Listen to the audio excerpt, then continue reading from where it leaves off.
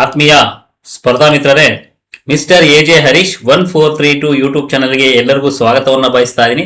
ಸ್ಪರ್ಧಾರ್ಥಿಗಳ ಕೋರಿಕೆಯ ಮೇಲೆಗೆ ಏನಪ್ಪಾ ಅಂದ್ರೆ ನಾನು ಬರೆದಿರುವ 5 ಪುಸ್ತಕಗಳ ರಿಲೇಟೆಡ್ ಸರ್ ಕ್ಲಾಸ್ ಮಾಡಿ ಯಾವಾಗ ಮಾಡ್ತೀರಾ ಕ್ಲಾಸು ಅಂತ ಕೇಳ್ತಾ ಇದ್ರು.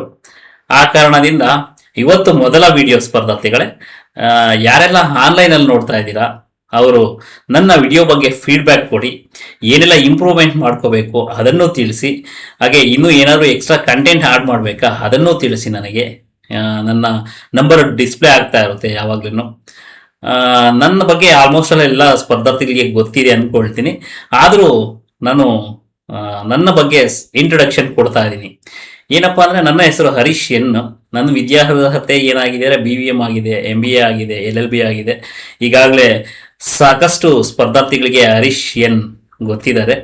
ಹಾಗೆ ನನ್ನ YouTube channel mister AJ Harish 1432. ಇನ್ನು ಯಾರೆಲ್ಲ ನನ್ನ ಯೂಟ್ಯೂಬ್ ಚಾನಲನ್ನು ಸಬ್ಸ್ಕ್ರೈಬ್ ಮಾಡದೆ ನೋಡ್ತಾ ಇದ್ದೀರಾ ಅವರು ಸಬ್ಸ್ಕ್ರೈಬ್ ಮಾಡ್ಕೊಳ್ಳಿ. ಹಾಗೆ Telegram channel mister AJ Harish 1432 ಅಂತಾನೆ ಇದೆ. ಸಾಕಷ್ಟು ಸ್ಪರ್ಧಾರ್ಥಿಗಳಿಗೆ ಕುತೂಹಲ, ಸರ್ ಏನ್ ಸರ್ ನಿಮ್ಮ ಯೂಟ್ಯೂಬ್ ಚಾನಲ್ಲೇ ಒಂಥರ ಡಿಫ್ರೆಂಟ್ ಆಗಿ ಇಟ್ಟಿದ್ದೀರಾ, ಏನು ಮಿಸ್ಟರ್ ಎಜೆ ಅಂದ್ರೆ ಏನು, ಮತ್ತೆ 1432 ಅಂತ ಕೇಳ್ತಾರೆ ಸ್ಪರ್ಧಾರ್ಥಿಗಳೇ. ಅದೊಂದು ಟೈಮ್ ಬರುತ್ತೆ, ಅದರ ಬಗ್ಗೆ ಏನಪ್ಪ ಹೇಳ್ತೀನಿ, ಯಾಕೆ ಎಜೆ ಅಂತ ಇಟ್ಟಿದ್ದೀನಿ ಅಂತ. ಮತ್ತೆ 1432 ಅಂತ ಸಸ್ಪೆನ್ಸ್ ಇದೆ. ಅದರಲ್ಲಿ ಸಸ್ಪೆನ್ಸ್ ಅಂದ್ರೆ ಎಜುಕೇಶನ್ ರಿಲೇಟೆಡ್ ಇದೆ. ಇನ್ನು ಯಾರೆಲ್ಲ ನನ್ನ ಟೆಲಿಗ್ರಾಮ್ಗೆ ಹಾಗೆ ಮತ್ತೆ ನನ್ನ ಯೂಟ್ಯೂಬ್ ಚಾನಲ್ಗೆ ಸಬ್ಸ್ಕ್ರೈಬ್ ಆಗಿಲ್ಲ ಸಬ್ಸ್ಕ್ರೈಬ್ ಮಾಡ್ಕೊಳ್ಳಿ. ಸ್ಪರ್ಧಾರ್ಥಿಗಳಿಗೆ ಈಗಾಗಲೇ 5 ಪುಸ್ತಕಗಳನ್ನು ನಾನು ನಿಮ್ಮ ಬತ್ತಳಿಕೆಗೆ ಏನು ಬರೆದು ಕೊಟ್ಟಿದ್ದೀನಿ. ಅದ್ರ ಬಗ್ಗೆ ಸಾಕಷ್ಟು ಫೀಡ್ಬ್ಯಾಕ್ ಕೊಟ್ಟಿದ್ದೀರಾ. ಮತ್ತೆ ಕರ್ನಾಟಕದ ನಂಬರ್ 1 ಪುಸ್ತಕಗಳು ಅಂತ ಗುರ್ಸ್ಕೊಂಡಿದ್ದಾವೆ. ಮತ್ತೆ ಇಲ್ಲಿ ನೀವು ನೋಡ್ಬೋದು ನನ್ನ ಏನು ಒಂದು PPTಯಲ್ಲಿ ಫ್ರೇಮ್ ಹಾಕಿದ್ದೀನಿ. ಅದರಲ್ಲಿ ನಾನು ಬರೆದಿರುವಂತಹ 5 ಪುಸ್ತಕಗಳು ಕನ್ನಡ ವ್ಯಾಕರಣ ಮತ್ತು ಕನ್ನಡ ಸಾಹಿತ್ಯ ಚರಿತ್ರೆ ಆಗಿರ್ಬೋದು, ಇಂಡಿಯನ್ ಹಿಸ್ಟರಿ ಮಾಸ್ಟರ್ ಆಗಿರ್ಬೋದು, ಇದರಲ್ಲಿ ಏನ್ಷಿಯಂಟ್ ಮಿಡಿವಲ್ ಮಾಡರ್ನ್ 3 ಕಂಟೆಂಟ್ ಇದೆ. ಹಾಗೆ ಕರ್ನಾಟಕ ಹಿಸ್ಟ್ರಿ ಮಾಸ್ಟರ್, ಕರ್ನಾಟಕಕ್ಕೆ ಸಂಬಂಧಪಟ್ಟಂತಹ ಕರ್ನಾಟಕ ಹಿಸ್ಟ್ರಿ ರಿಲೇಟೆಡ್ ಇದೆ. ಹಾಗೆ ಜಿಯೋಗ್ರಫಿ, ಅದರಲ್ಲಿ ಭಾರತದ ಭೂಗೋಳಶಾಸ್ತ್ರ, ಪ್ರಾಕೃತಿಕ ಭೂಗೋಳಶಾಸ್ತ್ರ ಹಾಗೆ ಪ್ರಪಂಚದ ಭೂಗೋಳಶಾಸ್ತ್ರ ಇದೆ. ಹಾಗೆ ಕರ್ನಾಟಕದ ಏನು ಜಿಯೋಗ್ರಫಿ ಇದೆ. ಓಕೆನಾ, ಈ 5 ಪುಸ್ತಕಗಳಿಗೂ ತುಂಬಾ ಯಶಸ್ಸನ್ನ ತಂದುಕೊಟ್ಟಿದೆ. ನಾನು ಕಾಯ್ತಾ ಇರ್ತೀನಿ ಯಾರಾದರೂ ನೆಗೆಟಿವ್ ಫೀಡ್ಬ್ಯಾಕ್ ಹಾಕ್ಲಿ. ಪುಸ್ತಕಗಳ ಬಗ್ಗೆ ನಮಗೆ ನೆಗೆಟಿವ್ ಫೀಡ್ಬ್ಯಾಕ್ ಹಾಕಿದಾಗ ಇನ್ನೂ ಯಶಸ್ಸನ್ನು, ಯಾಕಂದರೆ ನಾವಿನ್ನೂ ಅದ್ರ ಬಗ್ಗೆ ಜಾಸ್ತಿ ಒಲವು ಕೊಟ್ಟು ಏನೋ ಮಿಸ್ ಆಗಿದೆ ಅನ್ನೋದ್ರ ಬಗ್ಗೆ ನಾವು ಒಲವು ತೋರಿಸಿ ಮತ್ತೆ ಇನ್ನೂ ಎಫರ್ಟ್ ಹಾಕ್ತೀವಿ ಸ್ಪರ್ಧಾರ್ಥಿಗಳೇ. ಈಗ ಇವತ್ತು ಯಾವ ಟಾಪಿಕ್ ಇಟ್ಕೊಂಡು ಬಂದಿದ್ದೀನಿ ಅಂದರೆ, ಸ್ಪರ್ಧಾರ್ಥಿಗಳು ಕೇಳ್ತಿದ್ರು ಪದೇ ಪದೇ ಸರ್ ಕ್ಲಾಸ್ ಮಾಡಿ, ತುಂಬ ಕಂಟೆಂಟ್ ಚೆನ್ನಾಗಿದೆ, ಎಲ್ಲ ಸ್ಪರ್ಧಾರ್ಥಿಗಳಿಗೂ ತಲುಪಬೇಕು ನಿಮ್ಮ ಪುಸ್ತಕ ಅಂತ ಹೇಳಿದರು. ಅದೇ ರೀತಿ ನನ್ನ ಕನ್ನಡದ ಪುಸ್ತಕದ ಬಗ್ಗೆ ನಾನೇ ಏನು PPT ಸ್ಲೈಡ್ಸ್ ಅಂದರೆ ಪುಸ್ತಕದಲ್ಲಿ ಏನಿದೆ ಆಸ್ ಇಟ್ ಈಸ್ ಅದನ್ನೇ ತಗೊಂಡು PPT ರೆಡಿ ಮಾಡಿಕೊಂಡು ಈಗ ಕ್ಲಾಸನ್ನು ಸ್ಟಾರ್ಟ್ ಮಾಡ್ತಾ ಇದ್ದೀನಿ ಸ್ಪರ್ಧಾರ್ಥಿಗಳೇ. ಯಾಕೆ ಇವತ್ತು ನಾನು 5 ಪುಸ್ತಕಗಳಲ್ಲಿ ಒಂದು ಟಾಪಿಕನ್ನು ಸೆಲೆಕ್ಷನ್ ಮಾಡ್ಕೊಂಡಿದ್ದೀನಿ. ಇವತ್ತು ಕನ್ನಡ ವ್ಯಾಕರಣ ಮತ್ತು ಕನ್ನಡ ಸಾಹಿತ್ಯ ಚರಿತ್ರೆಯಲ್ಲಿ ಮೊದಲ ಏನು ಅಧ್ಯಾಯ ವರ್ಣಮಾಲೆ ಬಗ್ಗೆ ನಾನು ಕ್ಲಾಸ್ ಮಾಡ್ತೀನಿ. ಈ ಕ್ಲಾಸನ್ನು ಕೇಳೋದ್ರಿಂದ ಎಂಟೈರ್ ಇನ್ಫಾರ್ಮೇಶನ್ ನಿಮಗೆ ಏನು ಕಾಂಪಿಟೇಟಿವ್ ಎಕ್ಸಾಮಲ್ಲಿ ಯಾವುದೇ ರಿಲೇಟೆಡ್ ಕ್ವಶನ್ ಕೇಳಿ ಅದನ್ನು ನೀವು ಟ್ಯಾಕಲ್ ಮಾಡೋ ಕೆಪಾಸಿಟಿ ಈ ಟಾಪಿಕನ್ನು ನೋಡಿದಾದ್ಮೇಲೆ ನಿಮಗೆ ಗೊತ್ತಾಗುತ್ತೆ. ಜೊತೆಗೆ ಹಂತ ಹಂತವಾಗಿ ಹಿಸ್ಟ್ರಿ ಮಾಡ್ಕೊಡ್ತೀನಿ, ಜಿಯೋಗ್ರಫಿ ಮಾಡ್ಕೊಡ್ತಾ ಇದ್ದೀನಿ. ಮತ್ತೆ ಇನ್ನೂ 1-2 ಪುಸ್ತಕಗಳು ಅತಿ ಶೀಘ್ರದಲ್ಲೇ ನಿಮ್ಮ ಕೈಯನ್ನು ತಲುಪ್ತಾ ಇದೆ. ನಾನು ಏನೇ ಮಾಡಿದ್ರು ಒಂದು ಕ್ವಾಲಿಟಿ ಮೇಂಟೈನ್ ಮಾಡಬೇಕು. ಈಗ ಹಸಿದವನಿಗೆ ಊಟ ಕೊಡಬೇಕು ಅಂತ ಆದರೆ ಅವನಿಗೆ ಹೊಟ್ಟೆ ತುಂಬೋ ರೀತಿ ಕೊಡಬೇಕು. ಅದೇ ರೀತಿ ನನ್ನ ಸ್ಪರ್ಧಾರ್ಥಿಗಳಿಗೆ ನಾನು ಯಾವುದೇ ಒಂದು ಕಂಟೆಂಟನ್ನು ರೆಡಿ ಮಾಡಲಿ, ಅದರ ರಿಲೇಟೆಡು ಅವರಿಗೆ ತುಂಬ ಏನು ಕ್ವಾಲಿಟಿಯನ್ನು ಕೊಡಬೇಕು ಅನ್ನೋ ಒಂದು ಆಸೆಯಿಂದ ಸ್ವಲ್ಪ ಡಿಲೇ ಆಗ್ತಾ ಇದೆ. 2 ಪುಸ್ತಕ ಬರೋದು, ಅದರ ರಿವೀಲ್ ಮಾಡ್ತೀನಿ ನಿಮಗೆ ಯಾವ ಪುಸ್ತಕ ಬರ್ತಾ ಇದೆ ಅನ್ನೋದ್ರ ಬಗ್ಗೆ.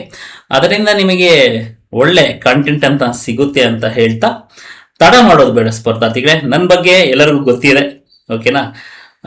ಮತ್ತೆ ಇನ್ನೂ ಒಂದು ಸ್ಪರ್ಧಾರ್ಥಿಗಳೇ, ಇಲ್ಲಿ ಯಾರನ್ನು ಮೋಟಿವೇಟರ್ ಆಗಿ ಕನ್ಸಿಡರ್ ಮಾಡಬೇಡಿ. ನಾನು ಪದೇ ಪದೇ ಹೇಳ್ತಾ ಇರ್ತೀನಿ, ಯಾರನ್ನೇ ಆಗಿರಲಿ, ಯಾವುದೇ ಯೂಟ್ಯೂಬರ್ ಆಗಿರಲಿ, ಯಾವುದೇ ಲೆಕ್ಚರರ್ನಾಗಿರಲಿ, ನಿಮ್ಮ ಟೀಚರ್ನಾಗಿರಲಿ, ಯಾರನ್ನು ನೀವು ಮೋಟಿವೇಟರ್ ಆಗಿ ಕನ್ಸಿಡರ್ ಮಾಡಬೇಡಿ. ಇದು ನಾನು ಪ್ರತಿಯೊಬ್ಬ ಸ್ಪರ್ಧಾರ್ಥಿಗಳು ಹೇಳ್ತಾ ಇರೋದು. ನಿಮಗೆ ನೀವೇ ಮೋಟಿವೇಟರ್ ಆಗಿ, ನಿಮ್ಮ ತಂದೆ ತಾಯಿನೇ ಮೋಟಿವೇಟರ್, ನಿಮ್ಮ ಬೆನ್ನು ತಟ್ಕೊಂಡು ನೀವು ಮುಂದೆ ಬರಬೇಕು. ಅರ್ಥ ಆಯ್ತಾ? ಇದು ಯಾರು ಎಷ್ಟು ಜನ ಅಕ್ಸೆಪ್ಟ್ ಮಾಡ್ಕೊಳ್ತಿರೋ ಬಿಡ್ತಿರೋ ಗೊತ್ತಿಲ್ಲ. ಇದು ನಾನು ವಾಸ್ತವತೆ ಹೇಳ್ತಾ ಇದ್ದೀನಿ ಸ್ಪರ್ಧಾರ್ಥಿಗಳೇ. ಏನೇ ಇರಲಿ, ಇಂದಿನಿಂದ ಏನು ಮಾಡ್ತಾ ಇದ್ದೀನಿ ಅಂದರೆ, ನಾನು ಕನ್ನಡ ವ್ಯಾಕರಣದ ರಿಲೇಟೆಡು ಒಂದೊಂದೇ ಚಾಪ್ಟರ್ನ ಅರ್ಥಗರ್ಭಿತವಾಗಿ ಪ್ರತಿಯೊಬ್ಬ ಸ್ಪರ್ಧಾರ್ಥಿಗೂ ಅಂದರೆ ಸಿಂಪಲ್ ಸರಳ ಭಾಷೆಯಲ್ಲಿ ಹೇಳ್ಕೊಡೋದಕ್ಕೆ ಟ್ರೈ ಮಾಡ್ತೀನಿ. ಏನಾದರೂ ತಪ್ಪಿದ್ರೆ ಕ್ಷಮೆ ಕೇಳ್ತಾ ಇದ್ದೀನಿ ಸ್ಪರ್ಧಾರ್ಥಿಗಳೇ, ಓಕೆನಾ? ಏನಾದರೂ ತಪ್ಪಿದ್ರೆ ಸರ್ ತಿದ್ಕೊಳ್ಳಿ ಅಂತ ಹೇಳಿ ತಿದ್ಕೊಳ್ತೀನಿ. ತದನಂತರ ನಿಮ್ಗೆ ಏನಾದರೂ ಐಡಿಯಾಸ್ ಗೊತ್ತಾದರೆ, ನಿಮ್ಗೆ ಈ ಕಾನ್ಸೆಪ್ಟ್ ಮಾಡಿಕೊಡಿ ಅಂದ್ರೂ ಅದ್ರ ಬಗ್ಗೆನೂ ನಾನು ವಿಡಿಯೋ ಮಾಡಿಕೊಡ್ತೀನಿ ಸ್ಪರ್ಧಾರ್ಥಿಗಳೇ. ಮತ್ತೆ ನಾನು ಡಿಸ್ಪ್ಲೇ ಆಗ್ತಾ ಇರುತ್ತೆ. ಏನಪ್ಪಾ ಅಂದರೆ, ಯಾವಾಗ ಬೇಕಾದ್ರೂ ನೀವು ಕರೆ ಮಾಡಬಹುದು, ಬಟ್ ಒಂದು ಮೆಸೇಜ್ ಮಾಡಿ ಕರೆ ಮಾಡಿ. ಯಾಕಂದ್ರೆ ನಾನು ಕೋರ್ಟಲ್ಲಿ ಇರ್ತೀನಿ, ಕೋರ್ಟಿಂದ ಬಂದು ನಿಮ್ಗೆ ರಿಪ್ಲೈ ಕೊಡ್ತೀನಿ ಸ್ಪರ್ಧಾರ್ಥಿಗಳೇ. ಯಾವುದೇ ಸ್ಪರ್ಧಾರ್ಥಿಯನ್ನ ನಾನು ಕಡೆಗಣಿಸಲ್ಲ, ನನಗೆ ಆಲ್ ಆರ್ ಈಕ್ವಲ್ ಅಷ್ಟೇ. ಅರ್ಥ ಆಯ್ತಾ? ಇಲ್ಲಿ ಎಲ್ಲರಿಗೂ ನಾನು ನನಗೆ ಗೊತ್ತಿರೋ ವಿಷಯನ ಎಲ್ಲರಿಗೂ ತಿಳಿಸ್ಬೇಕು ಅಂತ ಬಂದಿದ್ದೀನಿ ಸ್ಪರ್ಧಾರ್ಥಿಗಳೇ. ಅದು ಏನೇ ಹೇಗಿರಲಿ, ಇವತ್ತು ಜೈ ಕರ್ನಾಟಕ ಅಂತ ಹೇಳ್ತಾ ವಿಡಿಯೋನ ಸ್ಟಾರ್ಟ್ ಮಾಡೋಣ ಸ್ಪರ್ಧಾರ್ಥಿಗಳೇ. ನೋಡಿ ಸ್ಪರ್ಧಾರ್ಥಿಗಳೇ, ಮೊದಲಿಗೆ ನಾನು ಕನ್ನಡ ವರ್ಣಮಾಲೆಯನ್ನ ತಗೊಂಡಿದ್ದೀನಿ. ಯಾಕಪ್ಪ ನಾವು ಕನ್ನಡ ವರ್ಣಮಾಲೆಯನ್ನೇ ಫಸ್ಟ್ ನಾನು ತಗೊಂಡಿದ್ದೀನಿ ಅಂದ್ರೆ, ಇದು ಬೇಸಿಕ್ ಫಿಲ್ಲರ್ ಸ್ಪರ್ಧಾರ್ಥಿಗಳೇ. ಈ ಕನ್ನಡ ನಾಡಿನ ಬಗ್ಗೆ ನಮಗೆ ತಿಳ್ಕೊಳ್ಬೇಕಾದ್ರೆ ಕನ್ನಡ ವರ್ಣಮಾಲೆ ವೆರಿ ಇಂಪಾರ್ಟೆಂಟ್. ಯಾಕಂದ್ರೆ ಕನ್ನಡ ವರ್ಣಮಾಲೆಗೆ ಕ್ರಿಸ್ತ ಪೂರ್ವ 3000 ವರ್ಷಗಳ ಹಿಂದೆನೆ ಅಕ್ಷರ ಏನು ಜ್ಞಾನ ಇತ್ತು ಅಂತ ನಾವು ತಿಳ್ಕೋಬಹುದು. ಬಟ್ ಸಂಶೋಧನೆಯಲ್ಲಿ ಅಲ್ಲಲ್ಲಿ ಆಗಾಗ ಗೊತ್ತಾಗ್ತಾ ಇರುತ್ತೆ, ಆ ಶಾಸನ ಸಿಕ್ತು, ಎಲ್ಲೋ ಒಂದೊಂದು ಪದಗಳಿರುತ್ತೆ, ಅದನ್ನೆಲ್ಲ ಐಡೆಂಟಿಫಿಕೇಶನ್ ಮಾಡ್ತಾ ಇದ್ದಾರೆ ಸ್ಪರ್ಧಾರ್ಥಿಗಳೇ. ಇನ್ನು ಭಾಷೆಯನ್ನ ನಾವು ಡಿಗ್ ಮಾಡ್ತಾ ಹೋಗ್ತಾ ಇದ್ರೆ ಅದು ಯಾವ ವರ್ಷಕ್ಕೆ ಅಂತ ಸೀಮಿತ ಅಂತ ಹೇಳಕ್ ಆಗ್ತಾ ಇಲ್ಲ ಸ್ಪರ್ಧಾರ್ಥಿಗಳೇ. ಅದು ಏನೇ ಇರಲಿ, ಇವತ್ತು ನಾನು ಬೇಸಿಕ್ ಅನ್ನ ನಿಮ್ಗೆ ಮೊದಲ ಹಂತವನ್ನ ಹೇಳ್ಕೊಡ್ತೀನಿ. ಈ ಕನ್ನಡ ವರ್ಣಮಾಲೆಯನ್ನ ಯಾವುದೇ ಒಬ್ಬ ಸ್ಪರ್ಧಾರ್ಥಿಯು ನೀಟಾಗಿ ಅರ್ಥ ಮಾಡ್ಕೊಂಡ್ರೆ ನಿಮ್ಮ ಯಶಸ್ಸಿಗೆ ಮೆಟ್ಟಲು ಅಂತಾನೆ ಹೇಳ್ಬೋದು ಸ್ಪರ್ಧಾರ್ಥಿಗಳೇ, ಓಕೆನಾ? ಕನ್ನಡ ವರ್ಣಮಾಲೆ ಅಂದ್ರೆ ಏನು ಅಂತ ತಿಳ್ಕೊಳ್ಳೋಣ. ಮತ್ತೆ ನನ್ನ ಪುಸ್ತಕದಲ್ಲಿ ಏನಿದೆ ಅದನ್ನೇ ಯಥಾವತ್ತಾಗಿ ನಾನು PPT ಸ್ಲೈಡ್ಸ್ ಮಾಡಿದ್ದೀನಿ ಸ್ಪರ್ಧಾರ್ಥಿಗಳೇ. ಅರ್ಥ ಆಯ್ತಾ? ನೋಡೋಣ. ಕನ್ನಡ ವರ್ಣಮಾಲೆ ಕನ್ನಡ ಭಾಷೆಯಲ್ಲಿ ಅಕ್ಷರಗಳನ್ನು ಇನ್ನಿತರ ಭಾಷೆಗಳ ರೀತಿಯಲ್ಲೇ ಒಂದು ಮಾಲೆಯಲ್ಲಿ ಮತ್ತು ಒಂದು ವ್ಯವಸ್ಥಿತ ರೂಪದಲ್ಲಿ ಅರೇಂಜ್ ಮಾಡಲಾಗಿದೆ. ಅಂದ್ರೆ ನಾವು ಹೂವನ್ನ ಕಟ್ಟಿರ್ತೀವಲ್ವಾ, ಅದೇ ರೀತಿ ಮಾಲೆ ಅಂತ ಕರಿತೀವಲ್ವಾ, ಆ ಮಾಲೆಯ ರೀತಿಯಲ್ಲಿ ಒಂದು ಜೋಡಣೆಯನ್ನ ಮಾಡ್ಕೊಂಡಿದೀವಿ. ಇದಕ್ಕೆ ನಾವು ವರ್ಣಮಾಲೆ ಅಂತ ಕರಿತೀವಿ ಸ್ಪರ್ಧಾರ್ಥಿಗಳೇ. ಈ ವರ್ಣಮಾಲೆ ಸಂಸ್ಕೃತವನ್ನು ಅನುಸರಿಸಿ ಬರೆಯುವುದುಂಟು. ನಾವು ಕನ್ನಡದ ಏನು ವರ್ಣಮಾಲೆ ಇದೆಯಲ್ಲ, ಅದನ್ನ ಸಂಸ್ಕೃತವನ್ನ ಅನುಕರಿಸಿ ಅಥವಾ ಅನುಸರಣೆ ಮಾಡಿ ಅದನ್ನ ಫಾಲೋ ಮಾಡಿ ಬರೆಯೋದುಂಟು ಸ್ಪರ್ಧಾರ್ಥಿಗಳೇ. ಹಾಗೆ ಕನ್ನಡ ವರ್ಣಮಾಲೆಯಲ್ಲಿ ನಾನು ಇಲ್ಲಿ ನೋಡಿ ಕಂಜರ್ ತೋರಿಸ್ತಾ ಇರ್ತೀನಿ ಸ್ಪರ್ಧಾರ್ಥಿಗಳೇ. ಪೆನ್ ಟ್ಯಾಬಲ್ ಮಾಡಬೇಕಾಗಿತ್ತು, ಇವತ್ತೊಂದು ವಿಡಿಯೋ ಮಾಡ್ತಾ ಇದ್ದೀನಿ, ಇದರ ಬಗ್ಗೆ ಫೀಡ್ಬ್ಯಾಕ್ ಬೇಕಾಗಿತ್ತು, ಅದಕ್ಕೆ ಒಂದು ವಿಡಿಯೋ ಮಾಡ್ತಾ ಇದ್ದೀನಿ. ಯಾವ ರೀತಿ ಬರ್ತಿದೆ ಕ್ವಾಲಿಟಿ, ಸ್ಟೂಡೆಂಟ್ಸ್ ಫೀಡ್ಬ್ಯಾಕ್ ಏನು ಎಲ್ಲ ಪ್ರತಿಯೊಂದು ತಿಳ್ಕೊಳ್ಳೋ ಉದ್ದೇಶದಿಂದ ಈ ವಿಡಿಯೋ ಮಾಡ್ತಾ ಇದ್ದೀನಿ ಸ್ಪರ್ಧಾರ್ಥಿಗಳೇ. ನೀವು ನೋಡಬಹುದು, ಈ ಕನ್ಸರ್ನ್ ತೋರಿಸ್ತಾ ಇದ್ದೀನಿ ನೋಡಿ. ಇಲ್ಲಿ ಕನ್ನಡ ವರ್ಣಮಾಲೆಯಲ್ಲಿ ವರ್ಣಗಳು ಟೋಟಲ್ 49 ಇದೆ. ಇವುಗಳನ್ನ 3 ರೀತಿಯಾಗಿ ವಿಂಗಡಿಸಲಾಗಿದೆ ಅಂತ ಕೇಳಿದರೆ ನೋಡಿ, ಇಲ್ಲಿ 49 ಕ್ವಶನ್ ಆಗಿದೆ, 3 ರೀತಿಯಾಗಿ ಕ್ವಶನ್ ಆಗಿದೆ. ಹಾಗೆ ಯಾವ ಅಂತಾನು ಕೇಳಿದ್ದಾರೆ ಸ್ಪರ್ಧಾರ್ಥಿಗಳೇ. ಸ್ವರಗಳು, ಯೋಗವಾಹಕಗಳು ಮತ್ತೆ ವ್ಯಂಜನಗಳು. ನೀವು ಪ್ರೀವಿಯಸ್ ಇಯರ್ ಕ್ವಶನ್ ಪೇಪರ್ ಅನ್ನ ನೋಡಿದಾಗ ವರ್ಣಮಾಲೆಗೆ ಸಂಬಂಧಪಟ್ಟಂತಹ ಎಲ್ಲಾ ಕ್ವಶನ್ಸ್ ಈ ಒಂದು ಚಾಪ್ಟರ್ ಅಲ್ಲಿ ನಿಮ್ಗೆ ಅಡಕವಾಗಿರುತ್ತೆ. ಈ ಚಾಪ್ಟರ್ ಅನ್ನ ನೀವು ಅರ್ಥ ಮಾಡ್ಕೊಂಡಿದ್ದೆ ಆದ್ರೆ ನಿಮಗೆ ಪ್ರತಿಯೊಂದನ್ನು ಅರ್ಥ ಆಗ್ತಾ ಹೋಗುತ್ತೆ ಸ್ಪರ್ಧಾರ್ಥಿಗಳೇ. ಮುಂದಿನ ಸ್ಲೈಡ್ಸ್ ಹೋಗೋಣ ಸ್ಪರ್ಧಾರ್ಥಿಗಳೇ. ನೋಡಿ, ಈಗ 49 ಏನು ವರ್ಣಗಳು 49 ಆ ಇಂದ ಲ ತನಕ ಇದೆ. ಇದನ್ನ ನೀವು ಒಂದ್ಸರಿ ಉಚ್ಚಾರ ಮಾಡಬೇಕು. ಯಾವ ಪದ ಯಾವ ರೀತಿ ಉಚ್ಚಾರ ಮಾಡಬೇಕು ಅನ್ನೋದು ನಿಮಗೆ ಗೊತ್ತಾಗಬೇಕು, ಆ ಫೀಲ್ ಗೊತ್ತಾಗಬೇಕು ನಿಮಗೆ. ಈಗ ರಸ್ವ ಸ್ವರ ಯಾವುದು, ದೀರ್ಘ ಸ್ವರ ಯಾವುದು, ಸಂಧ್ಯಾಕ್ಷರಗಳು ಯಾವ ರೀತಿ ಬರುತ್ತೆ, ಮತ್ತೆ ಏನಪ್ಪಾ ವರ್ಗೀಯ ವ್ಯಂಜನಗಳು, ಅವರ್ಗೀಯ ವ್ಯಂಜನಗಳು, ಅನುನಾಸಿಕಗಳು, ಯೋಗವಾಹಕಗಳು, ಪ್ರತಿಯೊಂದು ನೀವು ಇದರಲ್ಲಿ ಫೀಲ್ ಮಾಡ್ಕೋಬೇಕು. ಈ ಇಂಗ್ಲಿಷ್ ಮೀಡಿಯಂ ವಿದ್ಯಾರ್ಥಿಗಳಿದ್ದಾರೆ, ಫಸ್ಟ್ ಸ್ಟ್ಯಾಂಡರ್ಡ್ ಇಂದ ಅಪ್ ಟು ಏನು 10th ಸ್ಟ್ಯಾಂಡರ್ಡ್ ವರ್ಗೂ ಓದಿರ್ತಾರೆ ಗೊತ್ತಾ English medium. 80% of the students correct ಆಗಿ ಬರ್ತಾರೆ, 20% ಆಫ್ ದ ಸ್ಟೂಡೆಂಟ್ಸು ಕನ್ನಡ ವರ್ಣಮಾಲೆ ಅವರು ಬರಿಬೇಕಾದ್ರೆ ತಪ್ಪನ್ನ ಬರೀತಾರೆ. ಅವ್ರಿಗೆ ಯಾಕೆ ಸ್ಪರ್ಧಾತ್ಮಕ ಪರೀಕ್ಷೆಯಲ್ಲಿ ಸ್ಕೋರ್ ಆಗ್ತಾ ಇಲ್ಲ ಅಂತ ಹೇಳಿದ್ರೆ, ಅವರಿಗೆ ಕನ್ನಡ ಕಬ್ಬಿಣದ ಕಡಲೆ ಆಗಿರುತ್ತದೆ. ಬಟ್ ಇನ್ನ ಆ ಯೋಚನೆಯನ್ನ ಬಿಟ್ಬಿಡಿ, ಆ ಚಿಂತೆಯನ್ನ ಬಿಟ್ಬಿಡಿ. ನೀವು ನಾನು ಹೇಳಿದ ವಿಡಿಯೋವನ್ನ ನೀಟಾಗಿ ನೋಡಿದ್ದೆ ಆದರೆ, ನಾನು ಹೇಳಿದ ಪುಸ್ತಕವನ್ನ ರೆಫರೆನ್ಸ್ ತಗೊಂಡಿದ್ದೆ ಆದರೆ, ಖಂಡಿತವಾಗ್ಲೂ ನೀವು ಗ್ರೂಪ್ ಸಿ ಅಲ್ಲಿ 35ಗೆ 30+ ಸ್ಕೋರ್ ಮಾಡ್ತೀರಾ. ಅದೇ ಎಫ್ ಡಿ ಎ ಮತ್ತೆ S D A K P S C ನಡೆಸಿದ್ದೆ ಆದರೆ 100ಗೆ 95+ ಅನ್ನ ಸ್ಕೋರ್ ಮಾಡ್ತೀರಾ. ಇದೇನೋ ಈಗ ಚರ್ಚೆ ನಡೀತಾ ಇದೆ, ಏನು ಎಸ್ ಡಿ ಎ ಮತ್ತೆ ಎಫ್ ಡಿ ಎ ಬಂದು ಏನು ಇದಕ್ಕೆ ಕೆ ಎ ಕೊಡಬೇಕು ಅಂತ ಹೇಳ್ತಿದ್ದಾರೆ. ಅದ್ರ ಬಗ್ಗೆ ನನಗೆ ಸಾಕಷ್ಟು ಮಾಹಿತಿ ಗೊತ್ತಿಲ್ಲ. ಗೊತ್ತಾದ್ರೆ ಅದ್ರ ಬಗ್ಗೆನೂ ವಿಡಿಯೋ ಮಾಡ್ತೀನಿ ಸ್ಪರ್ಧಾರ್ಥಿಗಳೇ. ಈಗ ನಾವು ಕನ್ನಡ ವರ್ಣಮಾಲೆ ಏನ್ ಹೇಳೋಣ. ಏನ್ ಸರ್ ಇವತ್ತು ಮಕ್ಕಳಿಗೆ ಹೇಳ್ಕೊಡ್ತಾ ಇದ್ದೀರಾ ಅಂತ ಅನ್ಕೊಳಕ್ ಹೋಗ್ಬೇಡಿ. ಬಟ್ ಯಾವುದೇ ಒಂದು ಹಂತವನ್ನ ನಾವು ಕಲಿಬೇಕಾದ್ರೆ ಅದು ಚಿಕ್ಕದಾಗಿರ್ಲಿ ದೊಡ್ಡದಾಗಿರ್ಲಿ ಯಾವುದು ನೋಡಬಾರ್ದು, ಅಂದ್ರೆ ಹಂತ ಹಂತವಾಗಿ ಬರಬೇಕು ಸ್ಪರ್ಧಾರ್ಥಿಗಳೇ. ಆ ಕಾರಣದಿಂದ ಇದು ಉಚ್ಚಾರ ಮಾಡ್ತೀನಿ. ನೀವು ಒಂದ್ಸರಿ ಮನಸ್ಸಲ್ಲೇ ಅಲ್ಲೆಲ್ಲೋ ಲೈಬ್ರರಿ ಕೂತ್ಕೊಂತಿರ್ತೀರಾ, ಜೋರಾಗಿ ನೀವು ಪ್ರೊನೌನ್ಸ್ ಮಾಡ್ಬಿಟ್ಟು ಪಕ್ಕದಲ್ಲಿರೋ ಡಿಸ್ಟರ್ಬ್ ಆಗ್ಬಿಡುತ್ತೆ. ಓಕೆ ಸ್ಪರ್ಧಾರ್ಥಿಗಳೇ, ನೋಡಿ ಅ ಆ ಇ ಈ ಉ ಊ ರು ಎ ಎ ಐ ಓ ಓ ಔ ಅಂ ಅಹ ಕ ಖ ಗ ಘ ನ್ಯ ಛ ಛ ಜ ಝ ನ್ಯ ಟ ಠ ಡ ಢ ಣ ಥ ಥ ದ ಧ ನ ಫ ಫ ಭ ಭ ಮ ಯ ರ ಲ ವ ಶೇ ಶ ಸ ಹ ಳ.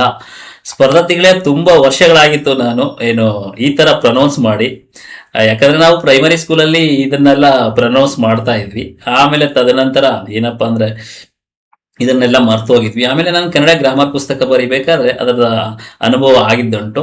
ಇವತ್ತು ಏನು ವಿಡಿಯೋ ಮಾಡ್ತಾ ಇದ್ದೀನಿ, ಇವತ್ತು ಎಲ್ಲರಿಗೂ ಒಂದು ಅದರ ಅನುಭವ ಆಗಲಿ ಅಂತ ನಾನು ಉಚ್ಚಾರ ಮಾಡಿದ್ದೀನಿ ಸ್ಪರ್ಧಾರ್ಥಿಗಳೇ. ಇದರಲ್ಲಿ ನಿಮಗೆ ಎಷ್ಟು ಕ್ವಶನ್ ಕೇಳ್ತಾರೆ, ಸಾವಿರಾರು ರೀತಿಯ ಕ್ವಶನ್ಸ್ ಕೇಳ್ತಾರೆ. ನೀವು ಅನ್ಕೊಳ್ಬೋದು ಇದರಲ್ಲಿ ಎಲ್ಲಪ್ಪ 1000 ಕ್ವಶನ್ಸ್ ಬರುತ್ತೆ ಅಂತ. ಒಂದೊಂದು ಅಕ್ಷರದಿಂದನೂ ಎಷ್ಟು ಕ್ವಶನ್ಸ್ ಅರೈಸ್ ಮಾಡ್ತಾರೆ ಗೊತ್ತಾ ಸ್ಪರ್ಧಾರ್ಥಿಗಳೇ. ಬಟ್ ನೀವು ಚಾಚು ತಪ್ಪದೆ ಇದನ್ನ ಅಂದ್ರೆ ಓದ್ಕೋಬೇಕು. First chapter very very important ಇರುತ್ತೆ. ನೆಕ್ಸ್ಟ್ ಸ್ಲೈಡ್ ಹೋಗೋಣ ಸ್ಪರ್ಧಾರ್ಥಿಗಳೇ. ಸಿ ಇಲ್ಲಿ ನೋಡಿ, ಸ್ವರಗಳು ಅಂತ ಇದೆ. ಏನು ಮೊದಲು ಬಂದು ಏನಪ್ಪಾ ಇದೆ, ಸ್ವರಗಳು. ಅಲ್ಲಿ ಹೇಳಿದ್ದೆ ವರ್ಣಮಾಲೆಯನ್ನ 3 ರೀತಿಯಾಗಿ ವಿಂಗಡಿಸಲಾಗಿದೆ. ಒಂದು ಏನಪ್ಪಾ ಅಂದ್ರೆ ಸ್ವರಗಳು, ವ್ಯಂಜನಗಳು ಮತ್ತೆ ಯೋಗವಾಹಕಗಳು. ಅಲ್ಲಿ ಕ್ವಶನ್ ಹೆಂಗಾಗುತ್ತೆ ಅಂತೆ, ಏನು ವರ್ಣಮಾಲೆಯಲ್ಲಿರುವ ಒಟ್ಟು ಅಕ್ಷರಗಳ ಸಂಖ್ಯೆ ಅಂತ ಕೇಳ್ತಾನೆ. 50, 49, 51, 52 ಅಂತ ಇರುತ್ತೆ ಸ್ಪರ್ಧಾರ್ಥಿಗಳು. ಅದ್ರಲ್ಲಿ ನೀವು ಕರೆಕ್ಟ್ ಆನ್ಸರ್ ಬಂದು 49 ಹಾಕ್ಬೇಕಾಗುತ್ತೆ. ಹಾಗೆ ಎಷ್ಟು ರೀತಿಯಾಗಿ ವಿಂಗಡಿಸಲಾಗಿದೆ ಅಂದ್ರೆ 3 ರೀತಿಯಾಗಿ. ಅದೇ ರೀತಿ ಅವನು ಏನ್ ಕೇಳ್ತಾನೆ, 3, 4, 2, 1 ಅಂತ ಕೇಳಿರ್ತಾನೆ. ನೀವು ಎಕ್ಸಾಕ್ಟ್ ಆಗಿ 3 ಹಾಕ್ಬೇಕಾಗುತ್ತೆ. ಮತ್ತೆ ಈಗ ನಾವು ಒಂದೊಂದಾಗಿ ನೋಡ್ಕೊಂಡೋಗೋಣ. ಫಸ್ಟ್ ಸ್ವರಗಳು ನೋಡೋಣ, ಆಮೇಲೆ ವ್ಯಂಜನಗಳು. ಆ ಸ್ವರಗಳಲ್ಲೇ ಮತ್ತೆ ರಸಸ್ವರ, ದೀರ್ಘ ಸ್ವರ ಬರುತ್ತೆ. ಅದನ್ನು ಎಕ್ಸ್ಪ್ಲೇನ್ ಮಾಡ್ತಾ ಹೋಗ್ತೀನಿ ಸ್ಪರ್ಧೆಗಳೇ. ನೋಡಿ ಇಲ್ಲಿ ಸ್ವರಗಳು 13 ಇದೆ. ಆ ಇಂದ ಔ ತನಕ ಬಂದು ಸ್ವರಗಳು ಅಂತ ಕರಿತೀವಿ. ಟೋಟಲ್ 13 ಅಕ್ಷರಗಳು ಇರುತ್ತೆ. ಇಲ್ಲಿ ನೋಡಿ ಮಲ್ಟಿಪಲ್ ಚಾಯ್ಸ್ ಕ್ವಶನ್ಸ್ ಹೆಂಗಾಗುತ್ತೆ ಅಂದ್ರೆ, ಸ್ವರಗಳು ಎಷ್ಟು ಅಂತ ಕೇಳ್ತಾನೆ ಸ್ಪರ್ಧಾರ್ಥಿಗಳೇ. ಸ್ವರಗಳು 13. ಅದನ್ನ ಮೀನಿಂಗ್ ಸಹ ಕೇಳಬಹುದು.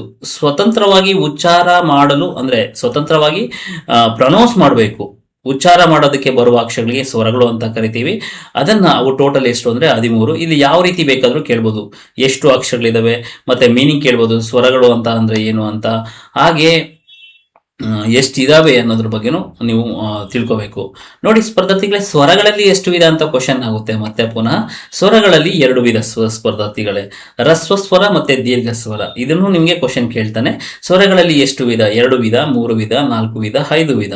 ನೀವು ನೋಡ್ತಾ ಇರ್ಬೋದು ಒಂದೊಂದು ಲೈನ್ ಅಲ್ಲೂ ಕ್ವಶನ್ಸ್ ಅನ್ನ ಹೆಂಗೆ ಕ್ರಿಯೇಟ್ ಆಗ್ತಾ ಇದೆ ಅಂತ ಸ್ಪರ್ಧಾರ್ಥಿಗಳೇ. ಹಾಗೆ ರಸ್ವ ಸ್ವರ ಅಂದ್ರೆ ಏನು ಅಂತ ಕ್ವಶನ್ ಕೇಳ್ತಾನೆ. ಅವನು 4 ಆಪ್ಷನ್ ಕೇಳ್ತಾನೆ. 1 ಮಾತ್ರ ಕಾಲದಲ್ಲಿ ಉಚ್ಚಾರ ಮಾಡೋದಕ್ಕೆ ರಸ್ವ ಸ್ವರ ಅಂತ ಕರೀತಾರೆ. 2 ಮಾತ್ರ ಕಾಲದಲ್ಲಿ, 3 ಮಾತ್ರ ಕಾಲದಲ್ಲಿ ಅಂತ ಅಂದ್ರೆ ಕೇಳ್ತಾನೆ ಅವನು. ನೀವು ಎಕ್ಸಾಕ್ಟ್ ಆಗಿ ರಸ್ವ ಸ್ವರ ಅಂದ್ರೆ ಏನಪ್ಪಾ ಅಂದ್ರೆ, 1 ಮಾತ್ರ ಕಾಲದಲ್ಲಿ ಉಚ್ಚಾರ ಮಾಡುವ ಏನು ಅಕ್ಷರಗಳಿಗೆ ಸ್ವರಗಳು ಅಂತ ಕರೀತಾರೆ. ಆ ಸ್ವರಗಳು ಯಾವುದು ಅಂದ್ರೆ ಅ, ಇ, ಉ, ರು, ಎ, ಓ. ಈ 6 ಅಕ್ಷರಗಳು ಬಂದು ನಿಮಗೆ ರಸ್ವ ಸ್ವರ ಆಗುತ್ತೆ. ಹಾಗೆ ದೀರ್ಘ ಸ್ವರಗಳು ಎಷ್ಟು ಅಂದ್ರೆ 7. 6 + 7 13 ಅಕ್ಷರಗಳು ಸ್ವರಗಳಾಯ್ತು ಸ್ಪರ್ಧಾರ್ಥಿಗಳೇ. ಇದನ್ನ 2 ಮಾತ್ರಾ ಕಾಲದಲ್ಲಿ ಉಚ್ಚಾರ ಮಾಡ್ತಾರೆ. ಈಗ ನೋಡಿ, ಆ, ಈ, ಉ, ಎ, ಐ, ಓ, ಔ ಈ ರೀತಿ ಉಚ್ಚಾರ ಮಾಡ್ತಾರೆ. ಹ್ರಸ್ವಸ್ವರ ಒಂದು ಮಾತ್ರ ಕಾಲ, ದೀರ್ಘಸ್ವರ ಎರಡು ಮಾತ್ರ ಕಾಲ. ಸ್ಪರ್ಧಾರ್ಥಿಗಳೇ, ಇಲ್ಲಿ ನೋಡಿ ಯಾವ ರೀತಿ ಕ್ವಶನ್ ಆಗುತ್ತೆ ಅಂತ ಹೇಳಿದ್ರೆ, ಹ್ರಸ್ವಸ್ವರಗಳು ಎಷ್ಟು ಅಂತ ಕೇಳ್ತಾನೆ. ಹ್ರಸ್ವಸ್ವರಗಳು 6 ಅಂತ ನೀವು ಹೇಳ್ಬೇಕು ಕರೆಕ್ಟಾಗಿ ಆನ್ಸರು.